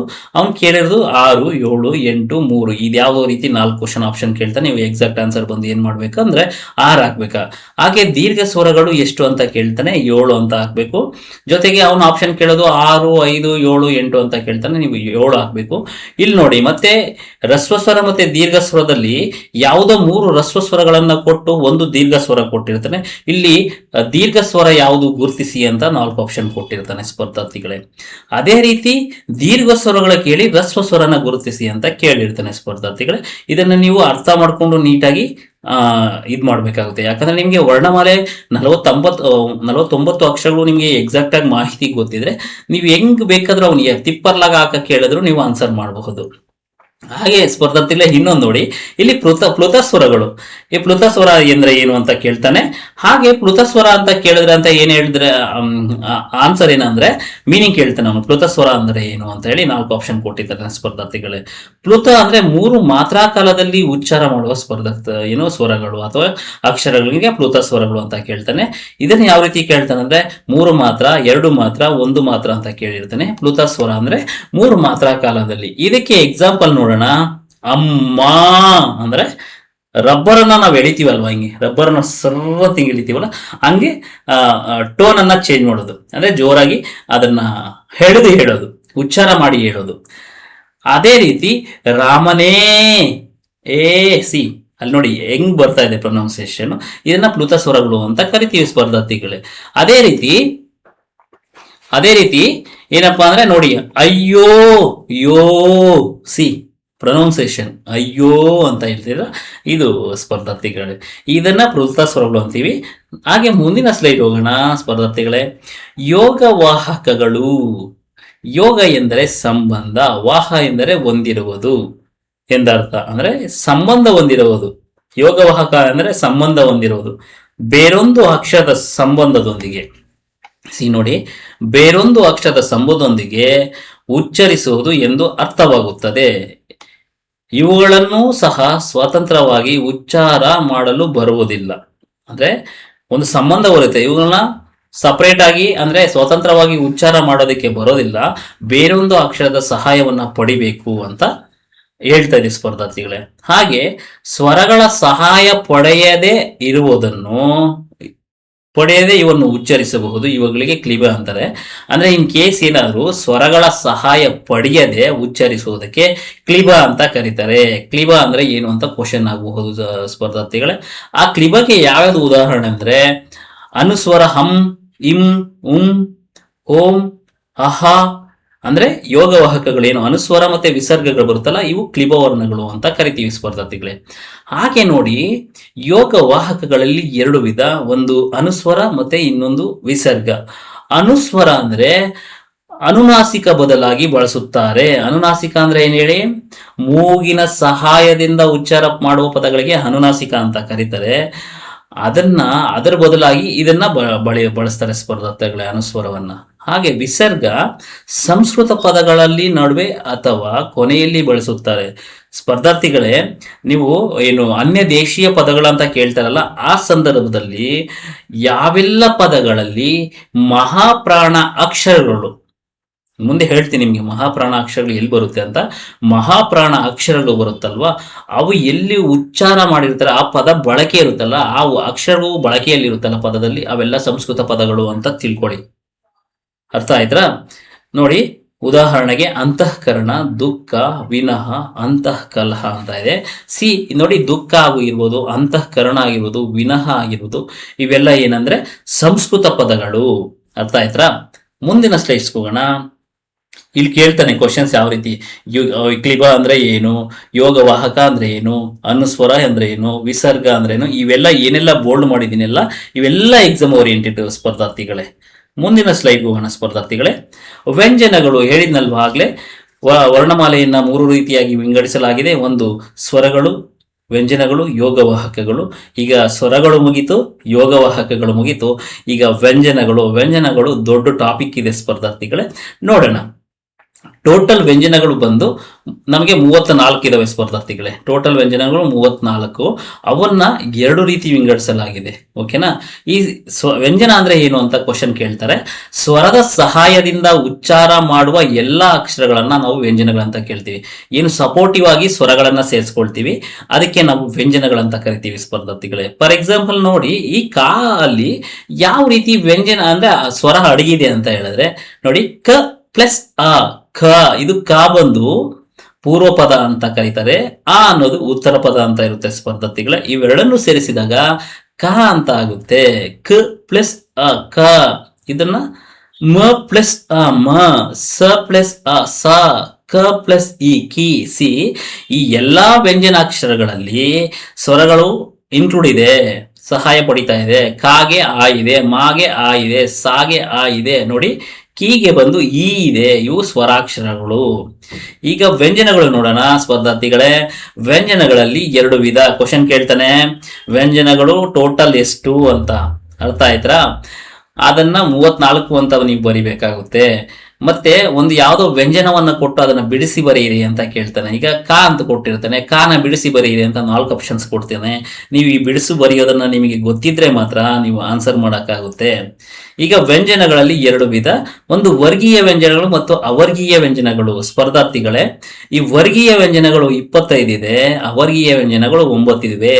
ಇವೆರಡನ್ನು ಸೇರಿಸಿದಾಗ ವ್ಯಂಜನಗಳು 34 ಆಗುತ್ತೆ ಸ್ಪರ್ಧಾರ್ಥಿಗಳೇ.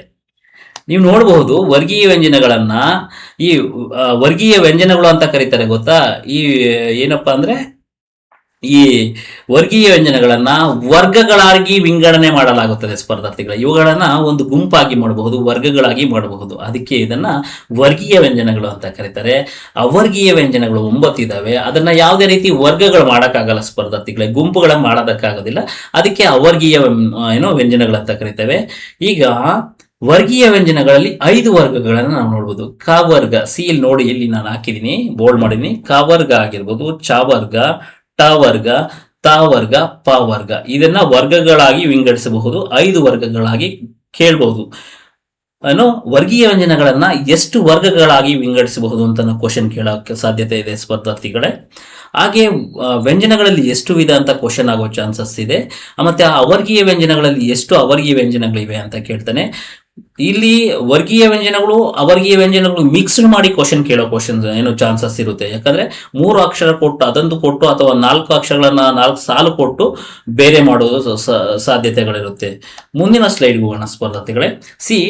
ವರ್ಗೀಯ ವ್ಯಂಜನ ಇದೆಯಲ್ಲ, 5 ಅಕ್ಷರಗಳಿಗೆ ಒಂದೊಂದು ಗುಂಪಾಗಿ ವಿಂಗಡಿಸುವುದಕ್ಕೆ ವರ್ಗೀಯ ವ್ಯಂಜನ ಎಂದು ಕರೀತಾರೆ ಸ್ಪರ್ಧಾರ್ಥಿಗಳೇ. ಹೇಳಿದ್ನ ನಾನು, ಅಲ್ಲಿ ಗುಂಪುಗಳಾಗಿ ಒಂದು ವರ್ಗಗಳಾಗಿ 5 ವರ್ಗಗಳಾಗಿ ಮಾಡಿದರೆ ಅದನ್ನ ವರ್ಗೀಯ ವ್ಯಂಜನಗಳು ಅಂತ ಕರೀತಾರೆ. ಇದರ ಲಕ್ಷಣಗಳು ನೋಡೋಣ ಸ್ಪರ್ಧಾರ್ಥಿಗಳೇ. ಈ ಲಕ್ಷಣಗಳು ಕ್ವಶನ್ ಆಗಿದೆ ಸಾಧ್ಯತೆ ಸಾಕಷ್ಟು ಇದೆ, ಆಲ್ರೆಡಿ ಆಗಿದೆ ಎಕ್ಸಾಮ್ ಅಲ್ಲಿ. ಒಂದನೇ ಲಕ್ಷಣ ನೋಡೋಣ ನಾವು. ಪ್ರತಿ ವರ್ಗದಲ್ಲೂ 5 ವ್ಯಂಜನಾಕ್ಷರಗಳಿರುತ್ತೆ. ಅಂದ್ರೆ ಒಂದು ಸಾಲಲ್ಲಿ 5 ಅಕ್ಷರಗಳಿರುತ್ತೆ. ಅದೇ ಒಂದು ಸಾಲಲ್ಲಿ 5 ಅಕ್ಷರಗಳಿರುತ್ತೆ ನೋಡಿ. 1 2 3 4 5. ಇದನ್ನ ಒಂದು ವರ್ಗ, ಇದು 2 ವರ್ಗ, 3 4 5 ಸ್ಪರ್ಧಾರ್ಥಿಗಳೇ. ಅದೇ ರೀತಿ ಪ್ರತಿ ವರ್ಗದ 1 ಮತ್ತು 3ನೇ ವ್ಯಂಜನಾಕ್ಷರಗಳು ಅಲ್ಪ ಪ್ರಾಣ ಹೊಂದಿರುತ್ತೆ. ಇಲ್ಲಿ ನೋಡಿ ಸ್ಪರ್ಧಾರ್ಥಿಗಳೇ, 1 ಮತ್ತು 3 ಅಲ್ಪ ಪ್ರಾಣವನ್ನು ಹೊಂದಿರುತ್ತೆ ಸ್ಪರ್ಧಾರ್ಥಿಗಳೇ. ಹಾಗೆ ಪ್ರತಿ ವರ್ಗದ 2 ಮತ್ತು 4ನೇ ವ್ಯಂಜನಾಕ್ಷರಗಳು ಬಂದು ಮಹಾಪ್ರಾಣ, 2 ಮತ್ತೆ 4ನೇ ಅಕ್ಷರ. ಇಲ್ಲಿ ನೋಡಿ ಘ, ಇದು ಮಹಾಪ್ರಾಣ ಹೊಂದಿರುತ್ತೆ. ಅದೇ ರೀತಿ ಪ್ರತಿ ವರ್ಗದ 5ನೇ ವ್ಯಂಜನಾಕ್ಷರ ಅನುನಾಸಿಕ. ಇದು ನೋಡಿ, ಅದೇ ರೀತಿ ಇಲ್ಲಿ ನೋಡಿ, ಪ್ರತಿ ವರ್ಗದ 5ನೇ ಅಕ್ಷರ ಇವು ಬಂದು ಅನುನಾಸಿಕಗಳು. ಅಂದ್ರೆ ಮೂಗಿನ ಸಹಾಯದಿಂದ ಉಚ್ಚಾರ ಆಗುತ್ತೆ. ಅಂದ್ರೆ ನಾವು ಪ್ರೊನೌನ್ಸ್ ಮಾಡ್ಬೇಕಾದ್ರೆ ಮೂಗಲ್ಲಿ ಉಸಿರು ಬರುತ್ತೆ ಸ್ಪರ್ಧಾರ್ಥಿಗಳೇ. ಈ ರೀತಿ ಬರುತ್ತೆ ಸ್ಪರ್ಧಾರ್ಥಿಗಳೇ. ಅಂದ್ರೆ ಮೂಗಿನ ಸಹಾಯದಿಂದ ಉಚ್ಚಾರ ಮಾಡುವಂತ ಅಕ್ಷರಗಳಿಗೆ ಅನುನಾಸಿಕ ಅಂತ ಕರಿತೀವಿ. ಅದೇ ನೋಡಿ, ಅಲ್ಪ ಪ್ರಾಣ 10. ಅವನು ಕೇಳ್ತಾನೆ, ಕನ್ನಡ ವರ್ಣಮಾಲೆಯಲ್ಲಿ ವ್ಯಂಜನಗಳಲ್ಲಿರುವ ಅಲ್ಪ ಪ್ರಾಣಗಳ ಸಂಖ್ಯೆ ಎಷ್ಟು ಅಂತ ಕೇಳಬಹುದು, ಅಥವಾ ಮಹಾಪ್ರಾಣ ಸಂಖ್ಯೆ ಎಷ್ಟು ಅಂತ ಕೇಳಬಹುದು, ಅಥವಾ ಅನುನಾಸಿಕ ಎಷ್ಟು ಅಂತ ಕೇಳಬಹುದು ಸ್ಪರ್ಧಾರ್ಥಿಗಳೇ. ಪ್ರತಿಯೊಂದು ಲೈನಲ್ಲೂ ಕ್ವಶನ್ ಆಗುವ ಸಾಧ್ಯತೆ ಇರುತ್ತೆ. ಆ ಕಾರಣದಿಂದ ನಾನು ಎಳೆಯಾಗಿ ಹೇಳ್ತಾ ಇದ್ದೀನಿ. ನಿಮ್ಗೆ ಏನೇ ಡೌಟ್ ಇದ್ರೂ ನನಗೆ ಕಾಲ್ ಮಾಡಬಹುದು ಅಥವಾ ಮೆಸೇಜ್ ಮಾಡಿ ಸ್ಪರ್ಧಾರ್ಥಿಗಳೇ. ಏನಾದರೂ ನಿಮಗೆ ಡೌಟ್ಸ್ ಇದ್ರೆ ಅದನ್ನು ಕೇಳಿ, ಮತ್ತೆ ಇನ್ನೂ ಏನಾದರೂ ಇಂಪ್ರೂವ್ ಮಾಡ್ಕೋಬೇಕಾದ್ರೂ ಅದನ್ನು ಹೇಳಿ. ಯಾಕಂದ್ರೆ ಇದು ಫಸ್ಟ್ ವಿಡಿಯೋ ಹೇಳ್ತಾ ಇದ್ದೀನಿ, ಕ್ಲಾಸ್ ಮಾಡ್ತಾ ಇರೋದು ಸ್ಪರ್ಧಾರ್ಥಿಗಳೇ. ಅಲ್ಪ ಪ್ರಾಣ ಇದೆಯಲ್ಲ, ಅಲ್ಪ ಪ್ರಾಣ ಎಷ್ಟು ಅಂತ ಕ್ವಶನ್ ಆಗುತ್ತೆ 10, ಮಹಾಪ್ರಾಣ ಎಷ್ಟು ಅಂತ ಕ್ವಶನ್ ಆಗುತ್ತೆ 10. ಅವ್ನು ಕೇಳ್ಬೋದು 9, 8, 5 ಹಿಂಗೆ ಯಾವುದೋ ಒಂದು ಕ್ವಶನ್ ಕೇಳ್ಬೋದು. ನೋಡಿ, ಅಲ್ಪ ಪ್ರಾಣ ಅಂದ್ರೆ ಮೀನಿಂಗು ಕೇಳ್ತಾನೆ ಸ್ಪರ್ಧಾರ್ಥಿಗೆ. ಕಡಿಮೆ ಉಸಿರಿನ ಸಹಾಯದಿಂದ ಉಚ್ಚರಿಸುವಂತಹ ಅಕ್ಷರಗಳಿಗೆ ಅಲ್ಪ ಪ್ರಾಣ ಅಂತ ಕರಿತೀವಿ. ಮಹಾಪ್ರಾಣ ಅಂದ್ರೆ ಹೆಚ್ಚು ಉಸಿರಿನ ಸಹಾಯ ತಗೊಳ್ತೀವಿ, ಅಂದ್ರೆ ಅದನ್ನ ಪ್ರೊನೌನ್ಸ್ ಮಾಡ್ಬೇಕಾದ್ರೆ ಘ ಗ, ಅರ್ಥ ಆಯ್ತಾ? ಗ ಘ ಛ ಛ ಈ ರೀತಿ ಕಡಿಮೆ ತಗೊಳ್ಳೋ ಉಸಿರು ಮತ್ತೆ ಹೆಚ್ಚು ತಗೊಳ್ಳೋದಕ್ಕೆ ಅಲ್ಪ ಪ್ರಾಣ ಮತ್ತೆ ಮಹಾಪ್ರಾಣ ಅಂತೀವಿ. ಮತ್ತೆ ಮೂಗಿನ ಸಹಾಯದಿಂದ ಉಚ್ಚರಿಸೋದಕ್ಕೆ ಅನುನಾಸಿಕ ಅಂತ ಕರಿತೀವಿ ಸ್ಪರ್ಧಾರ್ಥಿಗಳು. ಮುಂದಿನ ಸ್ಲೈಡ್ಸ್ ಹೋಗೋಣ. ಅವರ್ಗೀಯ ವ್ಯಂಜನಗಳು. ಆಗ್ಲೇ ನಾನು ಹೇಳ್ದಂಗೆ 9 ಇದಾವೆ. ವರ್ಗಗಳಾಗಿ ವಿಂಗಡಣೆ ಮಾಡೋದಕ್ಕಾಗೋದಿಲ್ಲ. ಆ ಕಾರಣದಿಂದ ಇದಕ್ಕೇನಂತಾರೆ ಅವರ್ಗೀಯ ವ್ಯಂಜನಗಳು ಅಂತ ಕರಿತೀವಿ. ಅದನ್ನ ಯ, ರ, ಲ, ವ, ಶೇ, ಶ, ಸ, ಹ, ಳ ಈ 9 ಅಕ್ಷರಗಳು ಬಂದು ಅವರ್ಗೀಯ ವ್ಯಂಜನಗಳು. ಇಲ್ಲಿ ಅವರ್ಗೀಯ ವ್ಯಂಜನಗಳಲ್ಲಿ ಹೊಸಗನ್ನಡದಲ್ಲಿ ರ ಮತ್ತೆ ಳ ಗಳನ್ನ ಹಳಗನ್ನಡದಲ್ಲಿ ಕೆಲವೆಡೆ ಈ ರೀತಿ ಬರೆಯಲಾಗುತ್ತೆ ಸ್ಪರ್ಧಾರ್ಥಿಗಳೇ. ಇದನ್ನ ನಾವು ರಳ ಮತ್ತೆ ಕುಳ ಅಂತ ಕರಿತೀವಿ. ಇದನ್ನ ನೋಡ್ಕೋಬೇಕಾಗಿತ್ತು. ಇದು ಕೆಲವೊಂದು ಕಡೆ ಎಕ್ಸಾಮ್ ಅಲ್ಲಿ ಕ್ವಶನ್ ಆಗಿದೆ ಸ್ಪರ್ಧಾರ್ಥಿಗಳೇ. ಇನ್ನು ನೆಕ್ಸ್ಟ್ ನೋಡೋಣ, ಸಂಧ್ಯಕ್ಷರಗಳು ಯಾವ ಇದೆ ಅಂದ್ರೆ ಎಷ್ಟು ಅಂತ ಕೇಳಿದ್ರೆ 2 ಆನ್ಸರು. ಅವನು 1, 2, 3, 4 ಅಂತ ಕೊಟ್ಟಿರ್ತಾನೆ. ನೀವು 2 ಅಂತ ಎಕ್ಸಾಕ್ಟ್ ಆಗಿ ಬರೀಬೇಕು. 2 ಸ್ವರಾಕ್ಷರಗಳು ಸೇರಿ ಆಗಿರುವ ಅಕ್ಷರಗಳನ್ನ ಸಂಧ್ಯಕ್ಷರ ಅಂತ ಕರಿತೀವಿ. ಫಾರ್ ಎಕ್ಸಾಂಪಲ್ ಐ ಮತ್ತೆ ಹವ್ ಇದೆಯಲ್ಲ, ಇಲ್ಲಿ 2 ಸ್ವರಾಕ್ಷರಗಳೇ ಇರುತ್ತೆ, ಬೇರೆ ಇಲ್ಲಿ ಯಾವುದೇ ಇನ್ಕ್ಲೂಡ್ ಆಗೋದಿಲ್ಲ. ಆ ಅನ್ನೋದು ಸ್ವರಾಕ್ಷರ ಮತ್ತೆ ಎ ಅನ್ನೋದು ಸ್ವರಾಕ್ಷರ, ಇವೆರಡನ್ನು ಕೂಡಿಸಿದಾಗ ಐ ಬರುತ್ತೆ ಸ್ಪರ್ಧಾರ್ಥಿಗಳೇ. ಅದೇ ಆ ಪ್ಲಸ್ ಓ ಇದ್ಕೊಂಡು ಅವು ಆಗುತ್ತೆ. ಇವುಗಳನ್ನ ಸಂಧ್ಯಾಕ್ಷರ ಮತ್ತೆ ಗೂಢಸಂಧಿಗಳು ಅಂತ ಕರಿತೀವಿ. ಅವ್ನು ಕೇಳ್ಬೋದು ಗೂಢಸಂಧಿಗಳ ಯಾವ್ಯಾವು ಅಂತ ಕೇಳಬಹುದು, ಯಾವ ಅಕ್ಷರ ಅಂತ ಕೇಳ್ಬೋದು, ಅಥವಾ ಸಂಧ್ಯಾಕ್ಷರ ಯಾವುದು ಅಂತಾನು ಕೇಳ್ಬೋದು ಸ್ಪರ್ಧಾರ್ಥಿಗಳೇ. ನೀವು ಚಾಚು ತಪ್ಪದೆ ಪ್ರತಿಯೊಂದನ್ನು ನೋಡ್ತಾ ಹೋಗ್ಬೇಕು. ಹಾಗೆ ಸ್ಪರ್ಧಾರ್ಥಿಗಳೇ, ಈಗ ನೋಡಿ ಏನು ಸಂಯುಕ್ತಾಕ್ಷರಗಳು ಕೇಳ್ತಾನೆ, ಮೀನಿಂಗ್ ಕೇಳ್ತಾನೆ. ಒಂದಕ್ಕಿಂತ ಹೆಚ್ಚು ಸಹಜ ವ್ಯಂಜನಾಕ್ಷರಗಳು ಸೇರಿ ಆನಂತರ ಸ್ವರಾಕ್ಷರವು ಸೇರಿದ್ರೆ ಸಂಯುಕ್ತಾಕ್ಷರ ಆಗುತ್ತೆ. ಫಸ್ಟ್ ಏನಪ್ಪಾ ಅಂದ್ರೆ ವ್ಯಂಜನಾಕ್ಷರ ಸೇರ್ಬೇಕು, ವ್ಯಂಜನಾಕ್ಷರ ಸೇರಿದ ನಂತರ ಸ್ವರಾಕ್ಷರ ಸೇರಿ ಸಂಯುಕ್ತ ಅಕ್ಷರ ಆಗುತ್ತೆ ಸ್ಪರ್ಧಾರ್ಥಿಗಳೇ. ಫಸ್ಟ್ ಏನು ಸಹಜ ವ್ಯಂಜನಾಕ್ಷರಗಳು ಸೇರ್ಬೇಕು. ಅದಕ್ಕೆ ಏನ್ ಮಾಡ್ಬೇಕಂದ್ರೆ, ವ್ಯಂಜನ ಅಂದ್ರೆ ನಿಮ್ಗೆ ಗೊತ್ತಿರೋ ಪ್ರಕಾರ ಅದರ ಒಳಗಡೆ ಏನು ಸ್ವರ ಇದ್ದೇ ಇರುತ್ತೆ ಅಂತ. ಇದನ್ನ ಏನಂತ ಕರೀತಾರೆ ಅಂದ್ರೆ ದ್ವಿತ್ವಾಕ್ಷರ ಅಂತ ಕರೀತಾರೆ, ಒತ್ತಾಕ್ಷರ ಅಂತ ಕರೀತಾರೆ, ದಡ್ಡಾಕ್ಷರ ಅಂತ ಗೊತ್ತಿರ್ತೈತೆ. ನಮ್ಮ ಸ್ಪರ್ಧಾರ್ಥಿಗಳಿಗೆ ಒತ್ತಾಕ್ಷರ ಅಂತ ಗೊತ್ತು, ಇನ್ನ ದ್ವಿತ್ವಾಕ್ಷರ ಅಂತ ಗೊತ್ತಿಲ್ಲ, ಮತ್ತೆ ದಡ್ಡಾಕ್ಷರ ಅಂತ ಗೊತ್ತಿಲ್ಲ ಸ್ಪರ್ಧಾರ್ಥಿಗಳೇ. ಆದ್ರಿಂದ ಇವನ್ನ ಕನ್ಸಿಡರ್ ಮಾಡ್ಕೋಬೇಕಂದ್ರೆ ಇದನ್ನು ತಿಳ್ಕೋಬೇಕು. ಒತ್ತಾಕ್ಷರ ಅನ್ನೋದ ಪದಕ್ಕೆ ದ್ವಿತ್ವಾಕ್ಷರ ಅಂತ ಕರೀತಾರೆ. ದ್ವಿತ್ವ ಅಂದ್ರೆ 2, ದ್ವಿ ಅಂದ್ರೆ 2, ಓಕೆನಾ? ಅದನ್ನ ನೀವು ತಿಳ್ಕೋಬೇಕಾಗುತ್ತೆ ಸ್ಪರ್ಧಾರ್ಥಿಗಳೇ. ಇಲ್ಲಿ ನೋಡಿ ಒತ್ತಾಕ್ಷರಗಳು, ಇದನ್ನ ನೀವು ಎಲ್ಲಿ ನಿಮ್ಗೆ ಯುಟಿಲೈಸ್ ಆಗುತ್ತೆ ಈಗ ಇದಂದ್ರೆ ನಿಮ್ಗೆ ಶುದ್ಧ ರೂಪಗಳು ಬರುತ್ತೆ ಗೊತ್ತಾ. ಆ ಶುದ್ಧ ರೂಪಗಳಲ್ಲಿ ತುಂಬಾ ಕನ್ಫ್ಯೂಷನ್, ಏನು ದೀರ್ಘ ಎಲ್ಲಿ ಬರುತ್ತೆ, ಅರ್ಕಾವತಿ ಎಲ್ಲಿ ಬರುತ್ತೆ, ಎಲ್ಲ ಪ್ರತಿಯೊಂದು ಆ ರೀತಿ ಸ್ವಲ್ಪ ಕನ್ಫ್ಯೂಸ್ ಆಗುತ್ತೆ. ಸ್ವಲ್ಪ ನೋಡ್ಕೊಳ್ಳಿ ಸ್ಪರ್ಧಾರ್ಥಿಗಳೇ. ನೋಡಿ, ಒತ್ತಾಕ್ಷರಗಳು ಏನು ವ್ಯಂಜನಾಕ್ಷರಗಳು ಮಾತ್ರ ಒತ್ತಾಕ್ಷರಗಳಿರುತ್ತೆ, ಸ್ವರಗಳಿಗೆ ಒತ್ತಾಕ್ಷರ ಬರೋದಿಲ್ಲ. ಅರ್ಥ ಆಯ್ತಾ? ಕಾಯಿಂದ ಲಾ ತನಕ ಇದೆ, ಏನು 34 ಏನು ವ್ಯಂಜನಗಳಿಗೆ ಏನು ಒತ್ತಾಕ್ಷರಗಳು ಇರುತ್ತೆ. ನೋಡಿ, ಕಾಗೆ ಕಾವತ್ತು ಈ ರೀತಿ ಇರುತ್ತೆ ಸ್ಪರ್ಧಾರ್ಥಿಗಳು. ಇದನ್ನ ನೀವು ಸ್ವಲ್ಪ ಅಬ್ಸರ್ವ್ ಮಾಡಬೇಕಾಗುತ್ತೆ. ಅವ್ನು ಕೇಳಬಹುದು ಡಿಫ್ರೆಂಟ್ ಆಗಿ. ನಮ್ಮ ಹುಡುಗರು ಏನ್ ಮಾಡ್ತಾರೆ ಅಂದ್ರೆ ಯಾಗೆ ಯಾವತ್ತು ಬರೆದು ಬಿಡ್ತಾರೆ. ಅದನ್ನ ನೋಡಿ ಯಾವತ್ತು ಬರಿಬೇಕು, ರಾಗೆ ರಾವತ್ತು ಬರೆದು ಬಿಡ್ತಾರಲ್ಲ, ಅದೆಲ್ಲ ತಪ್ಪು ಸ್ಪರ್ಧಾರ್ಥಿಗಳೇ. ರಾಗೆ ನೋಡಿ ಇವೆಲ್ಲ ಕೂಲಂಕುಷವಾಗಿ ಅಬ್ಸರ್ವ್ ಮಾಡಬೇಕು. ಲಾಗೆ ಲಾವತ್ತು ನೋಡಿ, ಶಾಗೆ ಇವೆಲ್ಲ ನೀವು ಅಬ್ಸರ್ವ್ ಮಾಡಬೇಕು ಸ್ಪರ್ಧಾರ್ಥಿಗಳು. ಚೆನ್ನಾಗಿ ಅಬ್ಸರ್ವ್ ಮಾಡಿದಾಗ ನೀವು ಎಕ್ಸಾಮ್ ಅಲ್ಲಿ ಯಾವುದೇ ರೀತಿ ತಪ್ಪುಗಳನ್ನ ಮಾಡಲ್ಲ. ಸಿಲ್ಲಿ ತಪ್ಪುಗಳು ಮಾಡ್ಕೊಬಿಡ್ತೀವಿ ನಾವು ಎಕ್ಸಾಮ್ ಅಲ್ಲಿ. ನೆಕ್ಸ್ಟ್ ಸ್ಲೈಡ್ ಹೋಗೋಣ. ಸಂಯುಕ್ತಾಕ್ಷರಗಳಲ್ಲಿ 2 ವಿಧ. ಅದರಲ್ಲಿ ಸಜಾತಿಯ ಸಂಯುಕ್ತ ಅಕ್ಷರ ಮತ್ತೆ ವಿಜಾತಿಯ ಸಂಯುಕ್ತ ಅಕ್ಷರ ಅಂತ ಬರುತ್ತೆ. ಒಂದೇ ಜಾತಿಯ ಎರಡು ಸಹಜ ವ್ಯಂಜನಾಕ್ಷರಗಳಿಗೆ ಸ್ವರಾಕ್ಷರ ಅಂದ್ರೆ ಒಂದೇ ಏನು ಸಜಾತಿ ಇದಿರ್ಬೇಕು, ವ್ಯಂಜನಾಕ್ಷರಗಳಿರ್ಬೇಕು, ಅಂದ್ರೆ ಸಹಜ ವ್ಯಂಜನಾಕ್ಷರಗಳಿರ್ಬೇಕು, ಅದಕ್ಕೆ ಸ್ವರ ಸೇರ್ಬೇಕು. ಫಾರ್ ಎಕ್ಸಾಂಪಲ್ ನೋಡಿ, ಸಜಾತಿ ಅಂದ್ರೆ ನಾ ಇದೆಯಾ, ನಾಗೆ ನಾವತ್ತು, ನ ಪ್ಲಸ್ ಅ ನ ಆಯ್ತು. ನೋಡಿ, ಅಕ್ಕ ಕಾಗೆ ಕಾವತ್ತು, ಇದು ಬಂದು ಸಜಾತಿ ಒತ್ತಕ್ಷರ. ಅಣ್ಣ ನಾಗೆ ನಾವತ್ತು, ಸಜಾತಿ ಒತ್ತಕ್ಷರ. ತಮ್ಮ ಮಾಗೆ ಮಾವತ್ತು, ಇದು ಸಜಾತಿ ಒತ್ತಕ್ಷರ. ನೋಡಿ, ಅಚ್ಚ ಅಜ್ಜಿ ಚಿಕ್ಕಮ್ಮ ಚಿಕ್ಕಪ್ಪ ಗುಬ್ಬಚ್ಚಿ. ನೋಡಿ, ಬಾಗೆ ಬಾವತ್ತು ಇದೆ, ಚಾಗೆ ಚಾವತ್ತು ಇದೆ, ಪಾಗೆ ಪಾವತ್ತು ಇದೆ, ಜಾಗೆ ಜಾವತ್ತು, ಇವೆಲ್ಲ ಬಂದು ಸಜಾತಿಯ ಒತ್ತಕ್ಷರಗಳಾಗುತ್ತೆ ಸ್ಪರ್ಧಾರ್ಥಿಗಳೇ. ಮುಂದಿನ ಸ್ಲೈಡ್ ನೋಡೋಣ. ವಿಜಾತಿ ಅಂದ್ರೆ ಬೇರೆ ಬೇರೆ ಜಾತಿಯ ಎರಡು ಅಥವಾ ಅದಕ್ಕಿಂತ ಹೆಚ್ಚು ಸಹಜ ವ್ಯಂಜನಾಕ್ಷರಗಳು ಸೇರಬೇಕು. ಅಂದ್ರೆ ವ್ಯಂಜನಾಕ್ಷರಗಳು ಒಂದೇ ಸಹಜ ಆಗಿರ್ಬೋದು ಅಥವಾ ಬೇರೆ ಆಗಿರ್ಬೋದು, ಅದ್ರ ಜೊತೆಗೆ ಸ್ವರಾಕ್ಷರ ಸೇರಿದ್ರೆ ಅವಾಗ ಏನಾಗುತ್ತೆ ಅಂದ್ರೆ ವಿಜಾತಿ. ವಿಜಾತಿ ಅಂದ್ರೆ ನೋಡಿ, ಈಗ ಇಲ್ಲಿ ನಿಮ್ಗೆ ಫಾರ್ ಎಕ್ಸಾಂಪಲ್ ನೋಡಿ, ಸ್ತ್ರೀ ಅಂತ ಇದೆ, ಸಾ ಇದೆ, ಸಿ ಇದೆ, ಸಿಗೆ ತಾವತ್ತು ಇದೆ, ರಾವತ್ತು ಇದೆ. ಇಲ್ಲಿ ಎರಡು ವಿಜಾತಿ ಅಕ್ಷರ ಸೇರಿದೆ. ಓಕೆನಾ? ಅದಕ್ಕೆ ಸ್ವರಾಕ್ಷರ ಇ ಇದೆ, ಇದರೊಳಗಡೆ ಇ ಇದೆ. ಅರ್ಥ ಆಯ್ತಾ? ನೋಡಿ, ಸ ಒಂದು, ತ ಒಂದು, ರ ಒಂದು, ಇವು ಆಮೇಲೆ ಇ ಸೇರಿದೆ, ಸ್ವರಾಕ್ಷರ ಸೇರಿದೆ. ಏನು ವ್ಯಂಜನಾಕ್ಷರಗಳಿಗೆ ವಿಜಾತಿಯ ಅಂದ್ರೆ ವಿಜಾತಿ ಅಂದ್ರೆ ಬೇರೆ ಬೇರೆ ಏನು ವ್ಯಂಜನಗಳಿವೆ, ಅದ್ರಿಗೆ ಸ್ವರಾಕ್ಷರ ಸೇರಿದೆ ಸ್ಪರ್ಧಾರ್ಥಿಗಳೇ, ಅವಾಗ ಸ್ತ್ರೀ ಆಗುತ್ತೆ. ಹಾಗೆ ಸಾಗೆ ತಾವತ್ತು ಮತ್ತೆ ರಾವತ್ತು ವಸ್ತ್ರ ಆಯ್ತು, ಅದು ವಸ್ತ್ರ, ಇದು ವಿಜಾತಿ ಬರುತ್ತೆ. ಈಗ ನೋಡಿ, ಫಾರ್ ಎಕ್ಸಾಂಪಲ್ ನೋಡಿ, ಬಾಲ್ಯ ಬಾಲ್ಯ, ಲಾಗೆ ಯಾವತ್ತು ಇದೆ, ಇದು ವಿಜಾತಿಯ ಅಕ್ಷರ. ಮತ್ತೆ ರಾಷ್ಟ್ರ ಟಾವತ್ತು ಇದೆ ಮತ್ತೆ ರಾವತ್ತು ಇದೆ. ಮತ್ತೆ ದ್ರಾಕ್ಷಿ ನೋಡಿ, ದಾಗೆ ರಾವತ್ತು ಇದೆ, ದ್ರ ಆಯ್ತು. ಈ ರೀತಿ ಇವುಗಳನ್ನ ವಿಜಾತಿ ಅಕ್ಷರ ಕೇಳ್ತಾರೆ ಸ್ಪರ್ಧಾರ್ಥಿಗಳೇ. ಮತ್ತೆ ನಿಮಗೆ ಪದಗಳನ್ನ ಬಿಡಿಸಿ ಬರೀ. ಈಗ ಸ್ತ್ರೀ ಕೊಟ್ಟಿರ್ತಾನೆ, ಸ್ತ್ರೀ ಕೊಟ್ಟು 4 ಅಕ್ಷರ ಅಂದ್ರೆ ಬಿಡಿಸಿರಿ ಅಂತ ಕೇಳಿರ್ತಾನೆ. ಅರ್ಥ ಆಯ್ತಾ? ನೀವು ಸ್ತ್ರೀನ ಈ ರೀತಿ ಸ ಪ್ಲಸ್ ತ ಪ್ಲಸ್ ರ ಪ್ಲಸ್ ಇ ಸ್ತ್ರೀ ಆಗುತ್ತೆ. ಅದೇ ರೀತಿ ಜ್ಞಾನ ಇಲ್ಲೆಲ್ಲ ಸಾಕಷ್ಟು ಉದಾಹರಣೆಗಳು ಕೊಟ್ಟಿದ್ದೀನಿ, ನೀವು ನೋಡಬಹುದು ಸ್ಪರ್ಧಾರ್ಥಿಗಳೇ.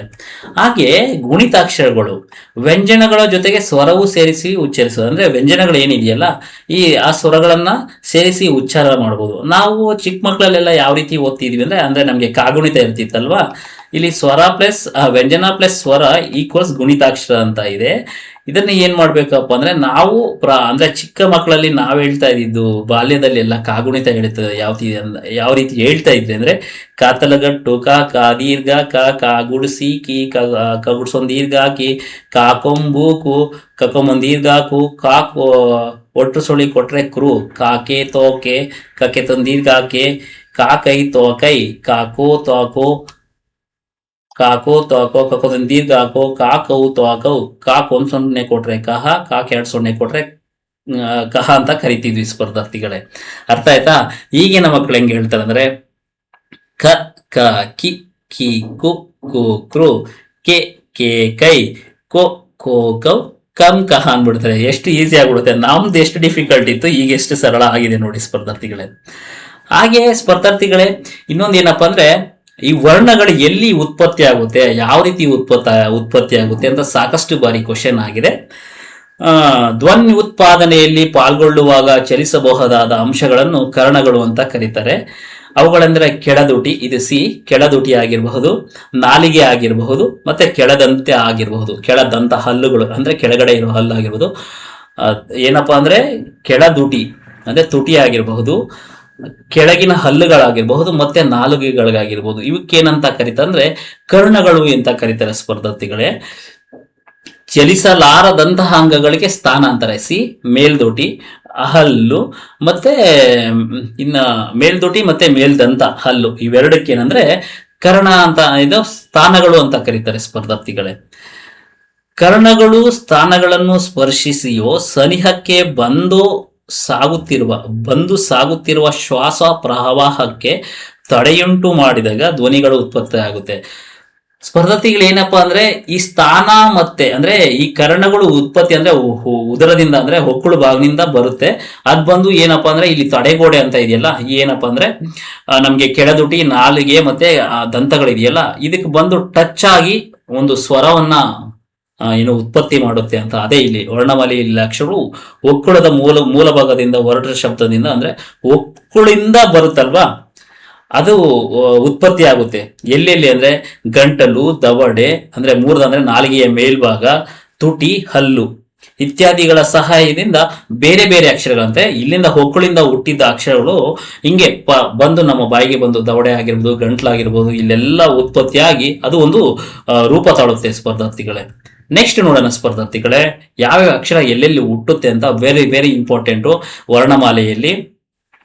ಫಾರ್ ಎಕ್ಸಾಂಪಲ್ ನೋಡಿ, ಒಂದು ಕಂಠಿ ಅಂತ ಇದೆ, ಕಂಠದ ಸಹಾಯ ಇದೆ, ಇಲ್ಲಿದೆಯಲ್ಲ ಕಂಠದ ಸಹಾಯದಿಂದ ಅಂದ್ರೆ ಹುಟ್ಟುವ ವರ್ಣಗಳು ನೋಡಿ. ನಾನು ಪ್ರೊನೌನ್ಸ್ ಮಾಡ್ತೀನಿ, ಅ ಆ ಕ ಖ ಗ ನ್ಯ ಹ. ಓಕೆನಾ, ವಿಸರ್ಗಗಳು ಇವೆಲ್ಲ ನೋಡಿ ಸ್ಪರ್ಧಾರ್ಥಿಗಳೇ, ಏನಂದ್ರೆ ನನ್ನ ಕಂಠದಿಂದ ಉತ್ಪತ್ತಿ ಆಗುತ್ತೆ. ಇದಕ್ಕೆ ಕಂಠ್ಯ ಅಂತ ಕರಿತೀವಿ ಸ್ಪರ್ಧಾರ್ಥಿಗಳೇ. ಹಾಗೆ ತಾಲವ್ಯ, ದವಡೆಯ ಮತ್ತು ನಾಲಿಗೆಯ ಸಹಾಯದಿಂದ ಹುಟ್ಟುವು, ಅಂದ್ರೆ ದವಡೆ ಇದು ಮತ್ತೆ ನಾಲಿಗೆ ಸಹಾಯನ ನೋಡಿ, ಈ ಛ ಛ ಜ ಝ ಜ್ಞ ಇವು ಒಂದು ತಾಲವ್ಯಗಳಾಗುತ್ತೆ ಸ್ಪರ್ಧಾರ್ಥಿಗಳೇ. ಇಲ್ಲಿ ಕ್ವಶನ್ ಕೇಳ್ತಾನೆ ಕಂಠ್ಯ ಯಾವುದು ಅಂತ, 3 ಅಕ್ಷರ ಕೊಟ್ಟು ಯಾವುದೋ ಬೇರೆ ಒಂದು ಕೇಳಿರ್ತಾನೆ, ಅದನ್ನ ನೀವು ಐಡೆಂಟಿಫಿಕೇಶನ್ ಮಾಡಬೇಕು ಸ್ಪರ್ಧಾರ್ಥಿಗಳೇ. ಹಾಗೆ ಮೂರ್ಧನ್ಯ, ನಾಲಿಗೆಯ ಮೇಲ್ಭಾಗದ ಅಂದ್ರೆ ಬರೋ ಉಚ್ಚಾರ ಮಾಡುವುದು ಮೂರ್ಧನ್ಯ ಅಂತ ಕರಿತೇವೆ ನೋಡಿ. ರ ನೋಡಿ, ನಾವು ನಾಲಿಗೆ ನೋಡಿ, ರ ಟ ಠ ಡ ಢ ಣ ರ ಶ ನೋಡಿ, ಇವು ಮೂರ್ಧನ್ಯ, ನಾಲಿಗೆಯ ಮೇಲ್ಭಾಗದಲ್ಲಿ ಹುಟ್ಟುತ್ತೆ ಸ್ಪರ್ಧಾರ್ಥಿಗಳೇ. ಅದೇ ರೀತಿ ದಂತ್ಯ, ಹಲ್ಲುಗಳ ಸಹಾಯದಿಂದ ಹುಟ್ಟುವ ವರ್ಣಗಳು, ಹಲ್ಲು ಇದೆಯಲ್ಲ ಇವುಗಳ ಸಹಾಯದಿಂದ ನೋಡಿ, ತ ತ ದ ಧ ನ. ನನ್ನ ಅಂದ್ರೆ ಬಾಯಿಯನ್ನು ನೋಡಬಹುದು ನೀವು ಯಾವ ರೀತಿ ಇದಾಗ್ತಾ ಇದೆ, ಸಿಂಕ್ ಆಗ್ತಾ ಇದೆ ಅಂತ. ಅವುಗಳನ್ನ ದಂತ್ಯ ಅಂತ ಕರೀತಾರೆ. ಮತ್ತೆ ಓಷ್ಟ್ಯ, ತುಟಿಯ ಸಹಾಯದಿಂದ ಹುಟ್ಟುವ ಏನು ವರ್ಣಗಳು ನೋಡಿ, ಉ ಉ ಫ ಫ ಭ ಫ ಮ ನೋಡಿ, ನಮ್ದು ಹೆಂಗಾಗ್ತಾ ಇದೆ, ಸಿಂಕ್ ಆಗ್ತಾ ಇದೆಯಲ್ಲ, ಇದನ್ನ ನಾವು ಏನು ಓಷ್ಟ್ಯ ಅಂತ ಕರಿತೀವಿ. ಮತ್ತೆ ನಾಸಿಕ, ಮೂಗಿನ ಸಹಾಯದಿಂದ ವರ್ಣಗಳು, ಅನುನಾಸಿಕಗಳು ಯಾವ್ಯಾವ ಬರುತ್ತೋ ಅವೆಲ್ಲ ಮೂಗಿನ, ನ್ಯ ಣ್ಯ ಣ ನ ಮ ಇವೆಲ್ಲ ಮೂಗಿನ. ಮತ್ತೆ ಕಂಠತಾಲವ್ಯ, ಕಂಠ ಮತ್ತು ಕಿರುನಾಲಿಗೆ ಸಹಾಯದಿಂದ, ಇಲ್ಲಿ ನೋಡಿ ಕಂಠ, ಇಲ್ಲಿ ನಮಗೆ ನಾಲಿಗೆ ಇದೆ, ಅದು ಕಿರುನಾಲಿಗೆ ಅಂತ ಒಂದಿದೆಯಲ್ಲ ಅಲ್ಲಿ ಹುಟ್ಟುತ್ತೆ, ಅದಕ್ಕೆ ಎ ಎ ಐ ಇವು ಏನಪ್ಪಾ ಅಂದ್ರೆ ಕಂಠತಾಲವ್ಯ. ಮತ್ತೆ ಕಂಠೋಷ್ಟ್ಯ, ಕಂಠ ಮತ್ತು ತುಟಿ ಸೇರುವ ವರ್ಣಗಳು, ಓ ಉ ಔ. ಅರ್ಥ ಆಯ್ತಾ? ಮುಂದಿನ ಸ್ಲೈಡ್ಗೆ ಹೋಗೋಣ. ದಂತೋಷ್ಟ್ಯ, ದಂತ ಮತ್ತು ತುಟಿಯ ಸಹಾಯದಿಂದ ಹುಟ್ಟುವ ವರ್ಣಗಳು. ದಂತ ಅಂದ್ರೆ ಹಲ್ಲು, ಮತ್ತೆ ತುಟಿ, ಈ ತುಟಿ ಭಾಗದಿಂದ ಹುಟ್ಟುವ ವಾ. ಓಕೆನಾ, ಇದನ್ನ ದಂತೋಷ್ಟ್ಯ ಅಂತೀವಿ. ಇನ್ನು ಕಂಠನಾಸಿಕ, ಗಂಟಲು ಮತ್ತು ಮೂಗಿನ ಸಹಾಯದಿಂದ ಹುಟ್ಟುವ ವರ್ಣವಂದ್ರೆ ಅನುಸ್ವರ, ಈಗ ಅರ್ಥ ಆಯ್ತಾ? ಇದನ್ನ ಕಂಠನಾಸಿಕ ಅಂತೀವಿ. ಹಾಗೆ ಕರ್ಕಶ ವರ್ಣಗಳು ಮತ್ತೆ ಮೃದು ವರ್ಣಗಳು. ಈಗ ಕರ್ಕಶ ವರ್ಣಗಳು ವರ್ಗೀಯ ವ್ಯಂಜನಗಳಲ್ಲಿ 1 ಮತ್ತು 2ನೆಯ ವರ್ಣಗಳು, ಮತ್ತು ಅವರ್ಗೀಯ ವ್ಯಂಜನಗಳಲ್ಲಿ ಶ ಶ ಸ ಳ ವರ್ಣಗಳಿಗೆ ಕರ್ಕಶ ವರ್ಣಗಳು ಅಂತ ಕರಿತೀವಿ. ವರ್ಗೀಯ ವ್ಯಂಜನಗಳಿದೆಯಲ್ಲ ಸ್ಪರ್ಧಾರ್ಥಿಗಳೇ, ಅಲ್ಲಿ ವರ್ಗೀಯ ವ್ಯಂಜನಗಳು ಮತ್ತೆ ಅವರ್ಗೀಯ ವ್ಯಂಜನಗಳಲ್ಲಿ 1 ಮತ್ತೆ 2ನೇದು. ಹಾಗೆ ಶ ಸ ಸ ಳ ಇವು ಬಂದು ಕರ್ಕಶ ವರ್ಣಗಳಾಗಿರುತ್ತೆ. ಹಾಗೆ ಮೃದು ವರ್ಣಗಳು ವರ್ಗೀಯ ವ್ಯಂಜನಗಳಲ್ಲಿ 3, 4, 5ನೆಯ ವರ್ಣಗಳು, ಮತ್ತು ಅವರ್ಗೀಯ ವ್ಯಂಜನದಲ್ಲಿ ಯ ರ ಲ ವ ಹ ವರ್ಣಗಳಿಗೆ ಮೃದು ವರ್ಣಗಳು ಅಂತ ಏನು ಕರಿತೀವಿ ಸ್ಪರ್ಧಾರ್ಥಿಗಳೇ. ಇಷ್ಟೊತ್ತು ನಾನು ಮಾಡಿದ್ದು ಕ್ಲಾಸ್ ಯಾವ ರೀತಿ ಇದೆ ಏನು ಅದ್ರ ಬಗ್ಗೆ ನೀವೇ ಸಂಪೂರ್ಣವಾದ ಮಾಹಿತಿ ಕೊಡಬೇಕು. ಏನಾದರೂ ನಿಮ್ಗೆ ಇಷ್ಟ ಆದಲ್ಲಿ ಸರ್ ಕ್ಲಾಸ್ ಮಾಡಿ, ಇನ್ನೂ ಚೆನ್ನಾಗಿ ಮಾಡಿ, ಏನೆಲ್ಲ ಡೆವಲಪ್ಮೆಂಟ್ ಮಾಡ್ಕೊಳ್ಬೇಕು ಅದನ್ನ ಪ್ರತಿಯೊಂದನ್ನು ಹೇಳಿ. ನಿಮಗೆ ನನ್ನ PPTಯಲ್ಲಿ, ನನ್ನ ಪುಸ್ತಕದಲ್ಲಿ ಏನಿದೆಯೋ ಆ PPTಯಲ್ಲಿ ಇರುವ ಎಲ್ಲಾ ಪ್ರತಿಯೊಂದನ್ನ ನಾನು ಎಳೆಯಾಗಿ ಹೇಳ್ತಾ ಹೋಗ್ತಿರ್ತೀನಿ. ಇದನ್ನ ನೀವು ಚಾಚು ತಪ್ಪದೆ ಸ್ಟಡಿ ಮಾಡಿ. ಮತ್ತೆ ಇನ್ನು ಯಾರೆಲ್ಲ ನನ್ನ ಯೂಟ್ಯೂಬ್ ಚಾನಲ್ಗೆ ಸಬ್ಸ್ಕ್ರೈಬ್ ಆಗಿಲ್ಲ, ಸಬ್ಸ್ಕ್ರೈಬ್ ಮಾಡ್ಕೊಳ್ಳಿ. ಅದೇ ರೀತಿ ಈ ವಿಡಿಯೋವನ್ನ ಹೆಚ್ಚೆಚ್ಚು ಶೇರ್ ಮಾಡಿ, ಪ್ರತಿಯೊಂದು ಸ್ಪರ್ಧಾರ್ಥಿಯನ್ನು ನೋಡ್ಲಿ. ಮತ್ತೆ ನಿಮ್ಗೆ ಏನೇ ಡೌಟ್ ಇದ್ರು ಕಾಲ್ ಮಾಡಿ ಅಂತ ಹೇಳ್ತಾ ಇದ್ದೀನಿ ಸ್ಪರ್ಧಾರ್ಥಿಗಳೇ.